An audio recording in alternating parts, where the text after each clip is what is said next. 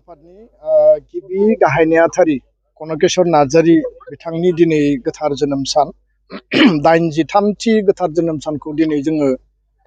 रामफलबिल दख'रा दुलाराय बर' फरायसा आफाद क'क्राझार जिल्लानि सिङाव थानाय बिथांनि जि बे राजा लामानि साखाथियाव जि मुसुखा दङ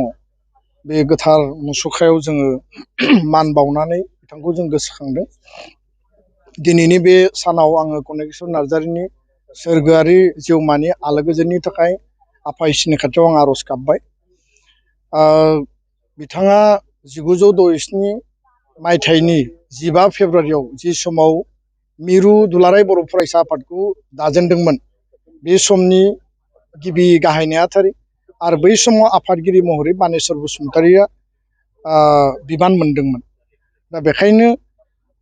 बिथांनि जिखिनि हाबा मावलांनाय जिखिनि माहारिनि फारसे बिथांनि सेन्टिमेन्ट इमोशन जातीयताबादनि जिखिनि चेतना दङमोन जों जेब्लायबो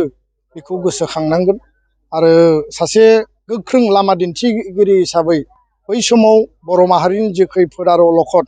एबसुखौ मिरु आफादखौ दख'राफ्रा गुबुन गुबुन जायगायाव दंमोनब्लाबो मिरु आफादखौ गिबियै अर्गेनाइज मेनाराव अल अभार आसाम बा अल अभार इन्डियानि बर'फोरनि सार्थ आरो बर'फोरनि राइट्स बर'फोरनि इन्टारेस्टनि थाखाय आरो जोंनि माहारिनि जिखिनि माने मोनथाय अधिकारफोर दङ बेखौ मोनफुंनांगौनि थाखाय एबसुखौ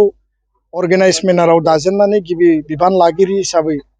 बिथाङा सासे स्ट्रं डिटारमिनेसननि व्यक्तिमोन आरो बेखायनो जातीयताबादनि जि स्पिरिट होनना बुङोब्ला जों बिथांनियाव मोनो आरो उननि समाव बिथाङा 6 बोसोर बड'लेण्ड सोमावसारनाय बड'फा उपेन्द्रनाथ ब्रह्मनि जिखिनि आलादा रायजोनि जि बड'लेण्ड आन्दलन आरो बे बड'लेण्ड आन्दलनाव बड'फाखौ गासै बिथिंजों मेन्टेलि मरेलि आरो फिजिकेलि बिथाङा मदद होनानै बड'फायाबो बिथांनियाव गोबां गाइडेन्स लाफैयोमोन सावरायोमोन आरो दिनै बे गोथार हाबाफारियाव जों हिराबाइ नार्जारी बिथांनि आंगो अनजालि बिसियाबो दिनै जोंनो दङ आरो बिथांनिफ्राय जिखिनि बाथ्रा खोथाफोरखौ जों मिथिदों बेयो मोनसे जारिमिनारि बै समनि बड'लेण्ड सोमावसारनायनि जि थासारिमोन। बिनि उनाव सोमावसारनायनि 6 बोसोरनि उनाव BSc एकर्ड जादों आरो बड'लेण्ड अट'नमास काउन्सिल 93 एकर्ड जानायनि उनाव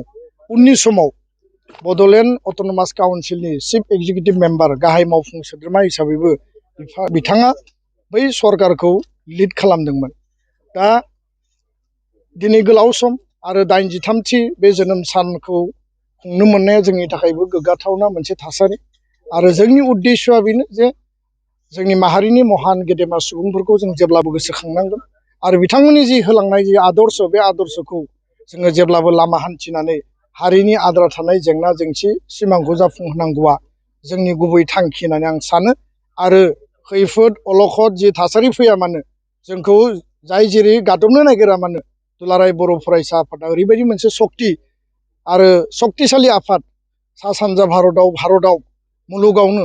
बर' माहारिखौ लिड खालामनानै बिश्व दरबाराव प्रतिष्ठा खालामनाया बड'फानि लिभ एन्ड लेट लिभ आदर्शजों आरो गेरेमसा माहारि दानायनि आदर्शजों जोङो दिनै लामा हान्थिगासिनो। खुनु कारनाव एबसुनाय बे सक्तिया माने खुनु परिबेसाव जिरायनानै मेंनानै बानानै गिनानै थाग्रा आफाद नङा। आं बे खोथाखौनो स्पष्ट बुङो आरो कनकेश्वर नार्जारी बानेश्वर बसुमतारी बड'फा उपेन्द्रनाथ ब्रह्म गरेन्द्रनाथ बसुमतारी बिथांमोननि जि लिडारशिप बे लिडारशिपआ जोंखौ जेब्लायबो इन्सपिरेसन होयो।